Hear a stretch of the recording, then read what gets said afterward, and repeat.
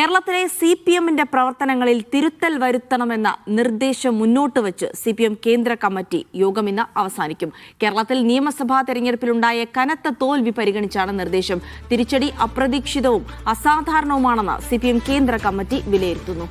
സംഘടനാപരമായി ഇങ്ങനെ പോയാൽ പോരെന്നും തദ്ദേശ തെരഞ്ഞെടുപ്പിന് ശേഷമുള്ള തിരുത്തൽ ഫലം കണ്ടില്ലെന്നും യോഗം വിലയിരുത്തി. പാർട്ടിയോടൊപ്പം നിൽക്കാവുന്ന ഗ്രൂപ്പുകളെ ഒന്നിപ്പിക്കണമെന്നും നിർദ്ദേശമുണ്ട്. തൗഫീഖ് അസ്ലം വിവരങ്ങൾ നൽകാനായി ചേരുകയാണ്. തൗഫീഖ്, അപ്പോൾ കേന്ദ്ര കമ്മിറ്റി പ്രധാനമായും കേരളത്തിലെ തെരഞ്ഞെടുപ്പ് തോൽവിയുമായി ബന്ധപ്പെട്ട റിപ്പോർട്ടുകളാണ് പരിഗണിച്ചത്. അതിൽ തന്നെ ഒരു കൃത്യമായ തിരുത്തൽ വേണം, ഇങ്ങനെ പോയാൽ പോരാ എന്ന് പറയുമ്പോൾ ഏത് തരത്തിലുള്ള തിരുത്തൽ എന്നുള്ള നിർദ്ദേശം കൂടി കേന്ദ്ര കമ്മിറ്റി മുന്നോട്ട് വയ്ക്കുന്നുണ്ടോ?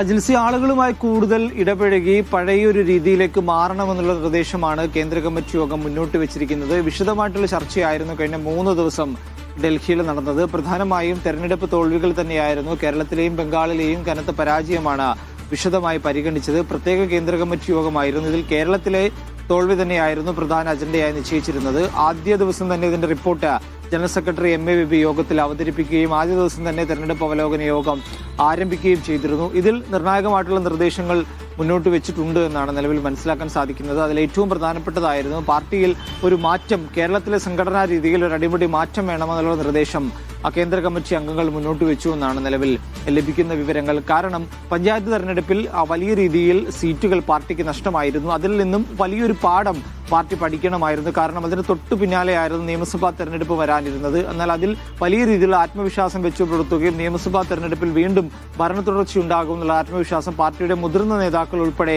വെച്ചു പുലർത്തിയെന്നായിരുന്നു ഈ റിപ്പോർട്ടിലെ ചർച്ചയിൽ മേൽ പല നേതാക്കളും മുന്നോട്ട് വെച്ചത്. അങ്ങനെ ഒരു ആത്മവിശ്വാസമാണ് ഇത്തരമൊരു പരാജയത്തിലേക്ക് നയിച്ചത് എന്നുള്ളൊരു കാരണം കൂടി ചൂണ്ടിക്കാട്ടുകയുണ്ട്. അതുകൊണ്ട് പ്രാദേശികമായിട്ടുള്ള ആളുകൾ മാത്രമല്ല, മുതിർന്ന നേതാക്കൾ വരെ ഈ തോൽവിയിൽ നിന്നും ഒരു പാഠം പഠിക്കണം. കൂടുതൽ ജനങ്ങളുമായി അടുത്തിടപഴകിക്കൊണ്ട് വരുന്ന തെരഞ്ഞെടുപ്പുകളെ നേരിടാനായിട്ട് സജ്ജമാകണം എന്നുള്ള നിർദ്ദേശം ഉൾപ്പെടെ കേന്ദ്ര കമ്മിറ്റി യോഗത്തിൽ മുന്നോട്ട് വെച്ചിട്ടുണ്ട്. അത്തരത്തിൽ വലിയൊരു മാറ്റമാണ് നിർദ്ദേശം മുന്നോട്ട് വെച്ചിരിക്കുന്നത്. അതോടൊപ്പം തന്നെ ആ തെരഞ്ഞെടുപ്പ് സമയത്ത് വലിയ രീതിയിലുള്ള നിർദ്ദേശങ്ങൾ കേന്ദ്ര കമ്മിറ്റിയുടെ ഭാഗത്തുകൊണ്ട് ഉണ്ടായിരുന്നു. വരുന്ന തെരഞ്ഞെടുപ്പിൽ കഴിഞ്ഞ തെരഞ്ഞെടുപ്പുകളിൽ ഉൾപ്പെടെ സ്ഥാനാർത്ഥി നിർണയവുമായി ബന്ധപ്പെട്ട് കേന്ദ്ര കമ്മിറ്റിയുടെ ഇടപെടൽ ഉണ്ടായിരുന്നു. അതെല്ലാം കൃത്യമായി പാലിക്കുന്നതിൽ വലിയ രീതിയിലുള്ള വീഴ്ചകൾ സംസ്ഥാന നേതൃത്വത്തിന് ഉണ്ടായി എന്നുള്ള വിമർശനം കൂടി യോഗത്തിൽ ഉയരുകയുണ്ടായി. ശരി, അപ്പോൾ ഇങ്ങനെയൊന്നും പോയാൽ പോരാ എന്നാണ് കേന്ദ്ര കമ്മിറ്റി അടക്കം പറയുന്നത്. തിരുത്തൽ, ജനങ്ങളുമായി കൂടുതൽ ഇടപെടണം, സംഘടനാപരമായി തന്നെ ഒരു റിവൈവൽ ആവശ്യമാണ് CPMന് എന്നുള്ള ഒരു നിഗമനത്തിലേക്കും നിർദ്ദേശങ്ങളിലേക്കുമാണ് കേന്ദ്ര കമ്മിറ്റി പോകുന്നത്. തൗഫീഖ് അസ്ലമാണ് വിവരങ്ങൾ നൽകിയത്.